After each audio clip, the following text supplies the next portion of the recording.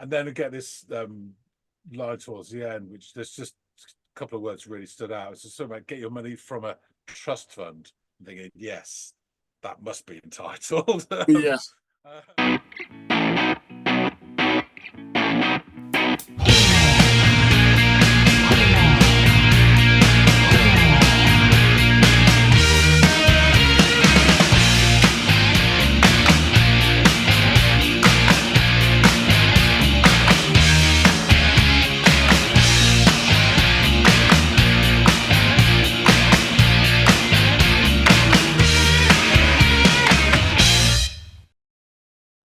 Hey, everybody, and welcome to Audiophiles. My name's John. His name's Andy. There's brown bread, white bread, all sorts of wholemeal bread. It comes in funny packages with writing on the side, but it doesn't matter which one you have, because when you cut the crust off, have it with marmalade or butter, cheese, tomatoes, beans, banana, or chocolate if you're strange. It doesn't really matter. Oh no, it all goes with toast. Just toast. More on that later. But first, we have a track to listen to. Andy, what have you picked for us to enjoy today? I have selected a band and a tune, and it is I don't know how, but they found me is the name of the act. Yes. And the name of the track is Do It All the Time. Sort of Beach Boys vibes there, but yeah. So the name of the band again is I don't know how, but they found me.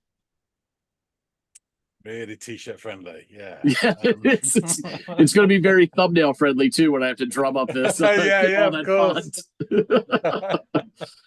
It's going round like a Nokia snake. Exactly. Oh, so my guess is, judging by your reaction to this band name, you're not familiar with these guys or have heard of them before. Must have slipped my mind. I don't know how. I don't know how. But yeah, so you have everything you need. Go off and give this track a listen, and then come back and let me know what you think, man. Wilco. Music, one of man's greatest achievements, is quickly becoming more popular with each passing day. We invite you to follow along as our scientists work to conceive of a future where music is created not by man, but by machine.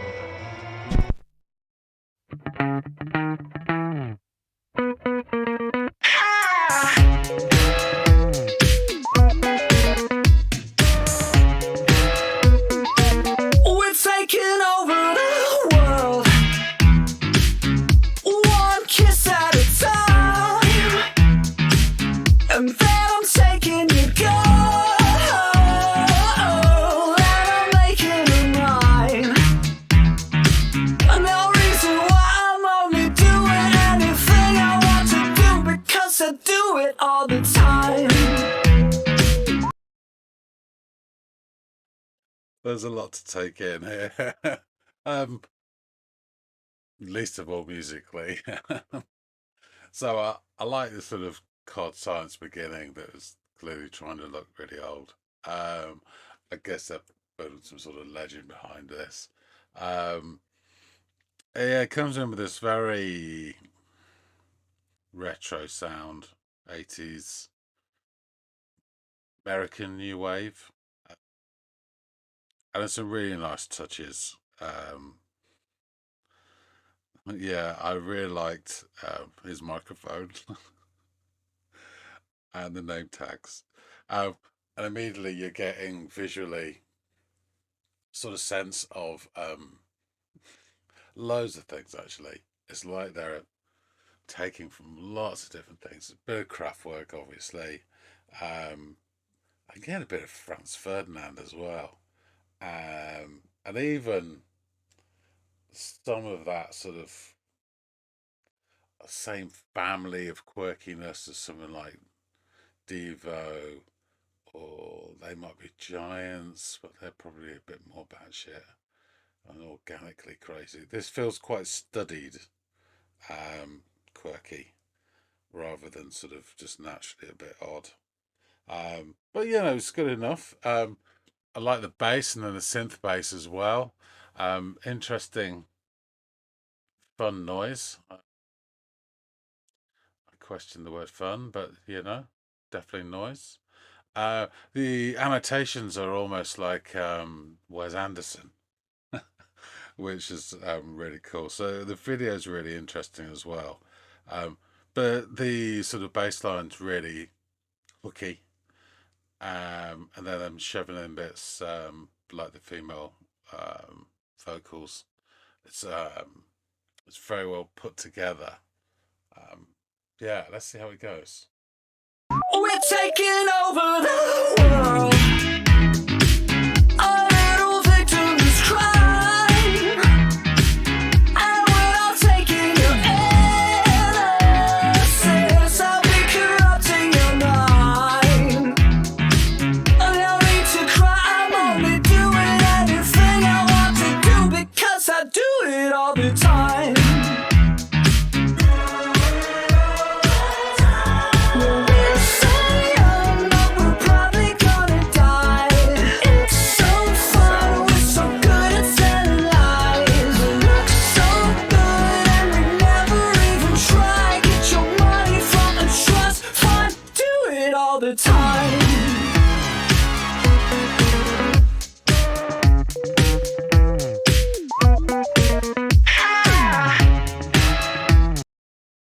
Just realised that bass there, do do do do do do do do. It's like somebody's trying to play the guitar part from "I Need You Tonight" by NXS, but doing it on the bass. Yeah, that's quite funny. Yeah, there's some really nice touches here. It does feel like it's quite cold, like it's put together very cleverly. And I guess that's something that doesn't really matter for this sort of music. Um, but yeah, really, really nicely produced, and it's got a hell of a hook to it. His voice I could take or leave, but it's generic of that sort of style, which, you know, fair enough. Yeah, interesting, interesting.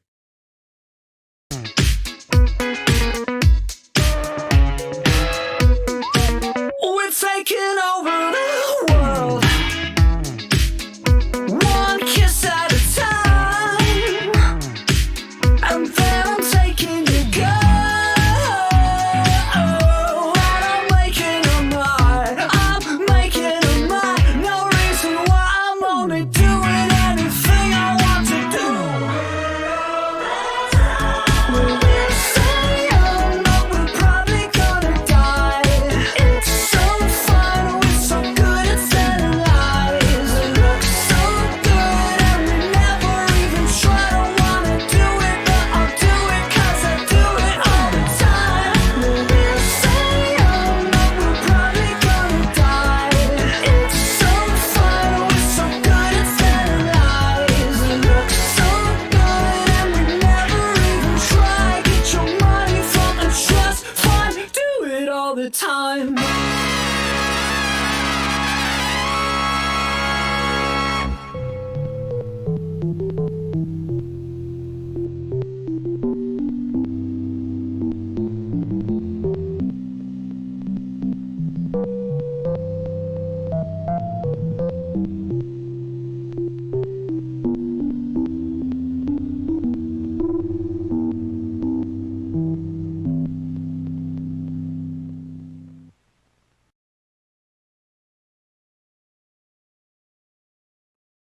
Okay, yeah, that was funny and fun. Um, I myself wouldn't take that too seriously, but I guess it's not the sort of song to be taken seriously.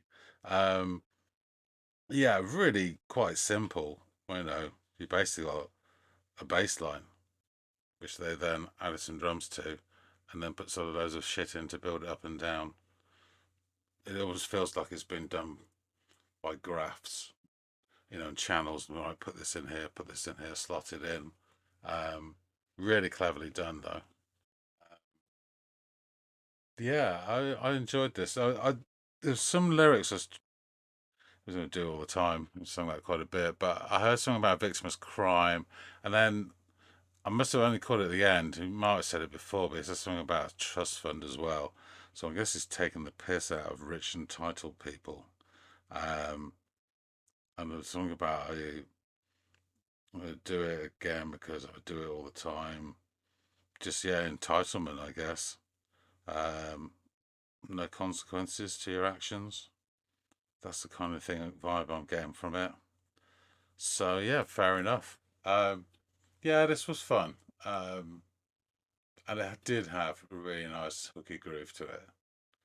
Uh, I guess we'll have to find out a bit more by going and speaking with Andy. All right, you're back. I don't know how, but you found me. So, John, you do it all the time, man. We've been at this for a while now. Do it all the time. Yeah.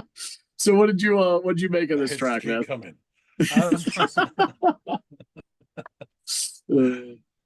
So yeah, I think my overall sort of appreciation of the song didn't change, but what I thought about it did as I went through, which was quite interesting, and a few mental processes.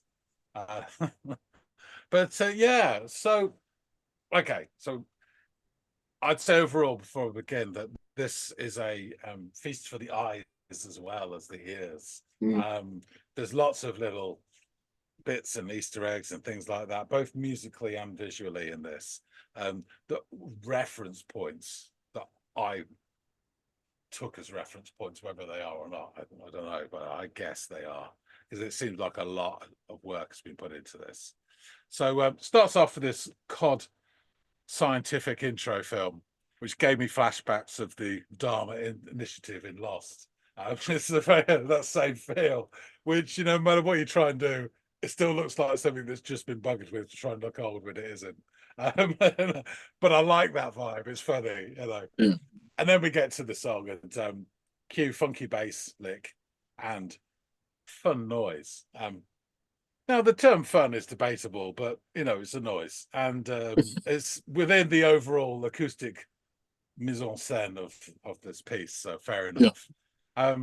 So a very simple but functional beat kicks in. And we are treated to Wes Anderson-like annotations. I mean, it really is. And these title cards act as commentary, along with various sound effects. Cue computer burble circa 1986, which accompany the introduction of the pneumatic musicians and humans that tolerate machines. I think tolerate is maybe a bit tongue-in-cheek. It's substitute that for rely on. But all of this Fair observation. immediately gives a fun retro vibe, putting me firmly in the 1980s, the dawn of the domesticated microchip. And the singer begins, we're taking over the world, and the quirky quota rises. And there's some really nice touches that I noticed very quickly. So again, I'm getting these references whether they're meant or not, but his stance and his angular poses, his microphone, my God. The laminated name tags, and even the embossed plastic labels on the computer console. It's one of those, I mean, it might be before your time, but we used to have these handheld rotary device things, and it was like a daisy wheel of letters, and you fed in black plastic sort of Yes. strips, and you punch letter by letter. And like a label maker. Yeah. I don't know if they had a generic name, but yeah, they were legion in the late 70s. Yeah. And quite rightly died out in the 80s. Thank God. Yeah, really odd. I remember they would always fuck up too, and you have a weird angle and how it printed, I say, Yeah, but you know how it imprinted really. It was they'd always look jank. They were just awful. You can always tell when one kid got on from his birthday or Christmas, because the next week is fucking everywhere. It was all over the place. But it's just that one thing just took me back. It was really cool.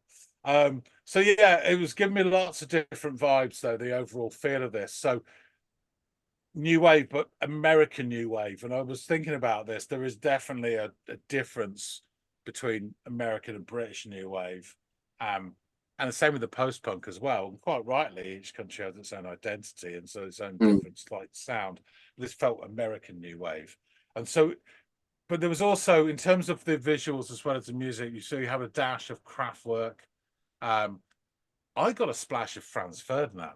I mean, quite strongly actually, and a little sliver of like Devo. And I thought even they might be giants, but then thinking about it, they might be giants. No doubt, especially at the start, were completely fucking bonkers. But they felt very organic, like they could live in trees or something, in a birdhouse in someone's cell or whatever. But yeah, so maybe not quite them, but it had all this. So, but it felt like, from my initial reaction anyway, this is a very studied quirkiness, and it's kind of matched with the production. I don't know if the production is making me feel that or the visuals, but it's really spotless production. It's so clean and really crafted. The song itself, in essence, is really simple. I mean, there's an extremely hooky bass line and some simple drums, and then you get obviously his singing, and then these decorative effects that which embellish and progress the track in different ways. And I think I said in the reaction, you can almost imagine it had been slid in, through the old channel graphs or whatever. And I did debate in my mind as the song was going on for a while if this was a bit sort of, well, the first thing that came to mind was soulless, like, but then I realized it didn't need to be, it's cute and retro and catchy and job done, really. It doesn't need to be, it doesn't have to be Nick Drake and a fucking guitar. This is my processes. His vocals aren't particularly my cup of tea, but again, they match the song really well. And actually, as the song went on and the charm won me over, I warmed to his vocals as well. So there you go. That did its job. Mr. Drummer, who I barely mentioned, at the start particularly, does his best sort of Ron from Sparks impression, 1,000-yard stare, but his arms, because he has to. If he could play the drums with his eyebrows, he would. And he does warm during the song because the odd knowing look to camera and stuff a bit later on. But I like that as well. And it's going to be thinking about Sparks. I hadn't thought about them in a while. So this funky bass is then augmented by an equally funky keyboard, which is almost a synth bass in the way it's doing its stuff. And we get some nice BGV, which I'm guessing is backing girl vocals. I don't know. That's what they were. And it really sort of lifted the odd line as it goes at the start. And I noticed the odd phrase here, a little victimless crime, that kind of pinged in. And then I'm only doing what I do because I do it all the time. And I was thinking, oh, sounds a bit entitled. After that particular line, it builds with the BBGs and this high synth line rising. And this part felt really, and he's singing quite nicely at this point, and this part felt musically really familiar, but I could not place it. But it must have reminded me of something. And then we get this line towards the end, which there's just a couple of words really stood out. It's just something like, get your money from a trust fund. I'm thinking, yes, that must be entitled. Really interesting. Just as a side, they've launched a new BBC series called Rebus, and within it, a Scottish detective, gritty, blah, blah, blah. His wife's gone off a very rich person, and he's saying, we should put in a trust fund for your daughter. And she said, how much? She goes, well, I know £1 million doesn't go far nowadays, but it's a start. And I'm thinking, fucking entitled. But anyway, trust fund. So it was really. So then we get this brief horn scatter shot almost, with accompanying sort of jump cuts and some epileptic dancing, and then another swage of computer burble, and then real bass comes back in. And at this point, I had a little light bulb moment. It just dawned on me that I realized, to my ears, it sounds not exactly, it sounds a lot like somebody trying to replicate the guitar riff from I Need You Tonight by INXS on a bass. That do, do, do, do, do, do, do, do. Yeah. It's really, it's No. they're cousins. And that again was another little tink mentally. I was like, oh, that's cool. And then we get to, I think it was a title card said something about dynamic bridge section. And this is interesting and a rarity for me because it actually really works within the song. And it circles and it rises and it builds momentum. And it's all sort of coming, all the pieces are slotting in as they're sort of circling upwards. So the whole thing works until you get this final horn spasm and total sort of wick flip. And then you get retro graphics and computer noises seeing us out as you would. Of course. It's very cleverly put together and very knowing as well. I found it funny and fun. But I think the overall groove of this was enough for me. Yeah. I'm not sure, but from what I got, I think it's something to do with entitled people. It felt a bit tongue-in-cheek, maybe actions without consequences, because I do it all the time, just because I do it. Thoughtlessness, perhaps. Mhm. I don't know. It's easy for me to say. But yeah, so that's what I got from it. I think that your interpretation is pretty much spot on, and I will get to that as we progress through my notes here. But yeah, no, all your observations were spot on. I'm really glad that to this point, all indications are that this band's YouTube site allows sharing on the platform, because I wanted you to witness the sort of tongue-in-cheek kind of hilarity of the packaging of this that they made for this video, and almost kind of taking the piss out of modern, not so much lyrically, but just taking the piss out of modern music, how there's all this button pressing and like a lack of organic feel to the instrumentation in a lot of it, and it's like, press this to create smiles. And it just made me laugh, and I thought that, oh man, this is a great video, hope I can share it. And it looks like, if you're watching this right now, then it went through. So yeah, it was a good video, and I'm glad you got to not only hear the song but witness it. And you're spot on with the Wes Anderson observation. I didn't even think about it, but how could I not?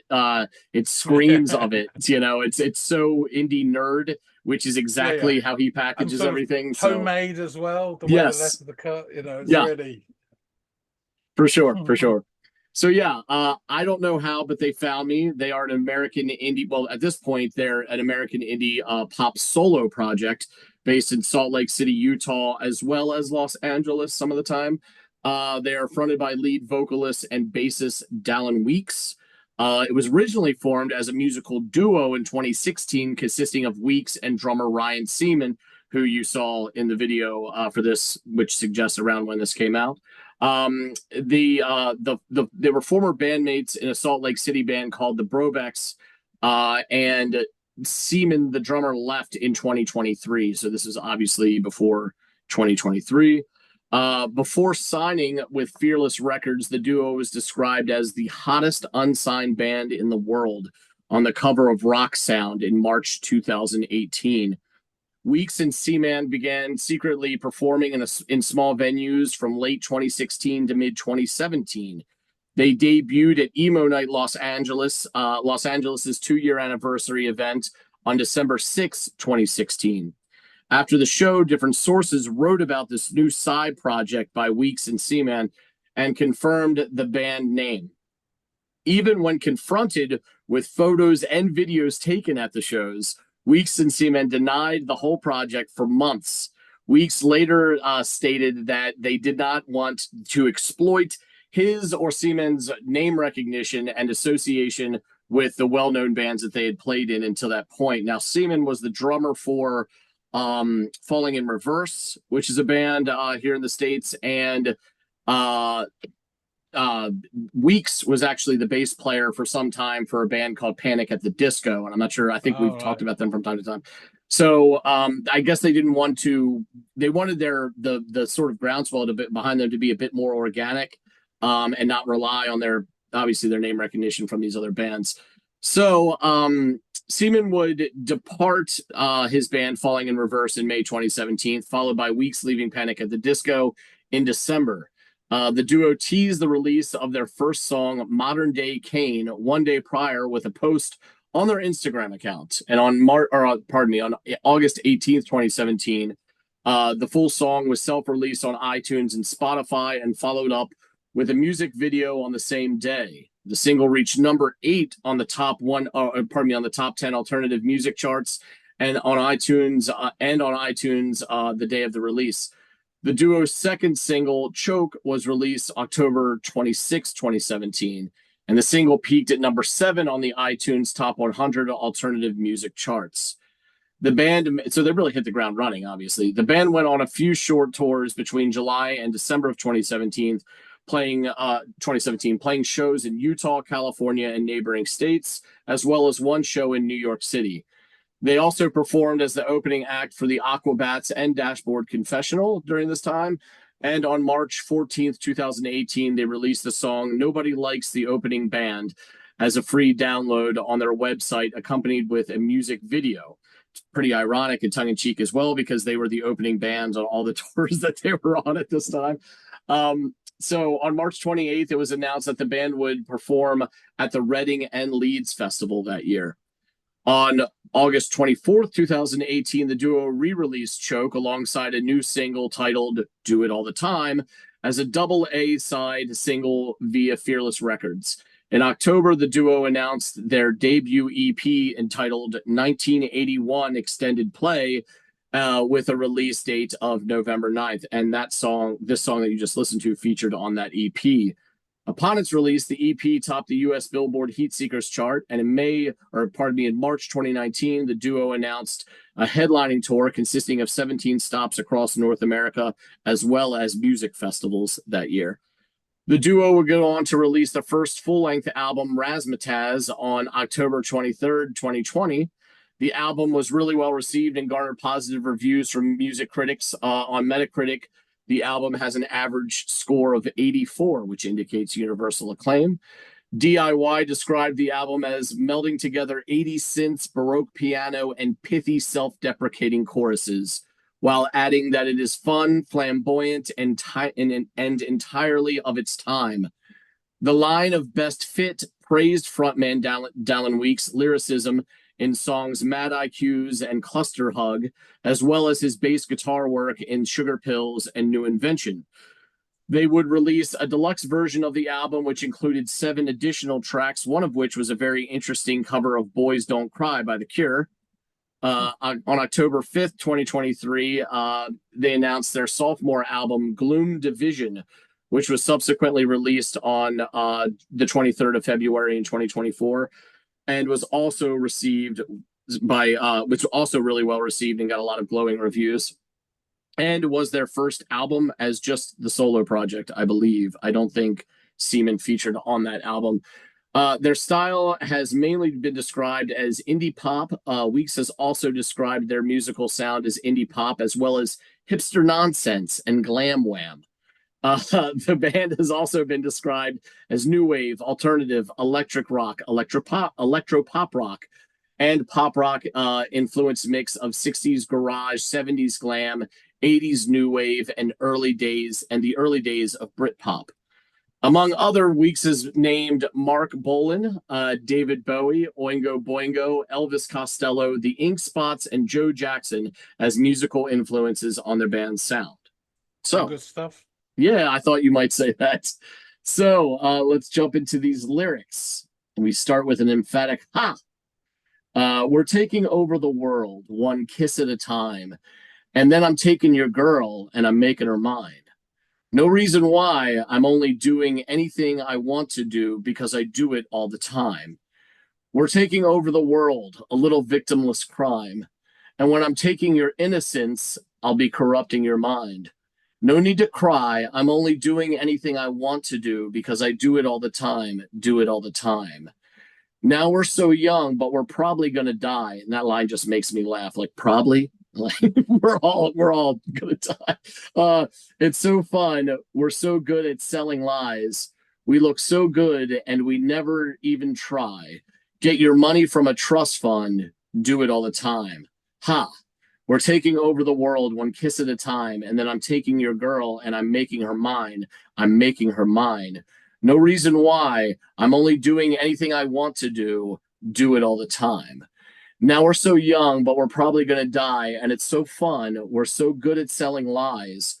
We look so good, and we never even try. I don't want to do it, but I'll do it because I do it all the time. Now we're so young, but we're probably going to die. It's so fun. We're so good at selling lies. We look so good, and we never even try.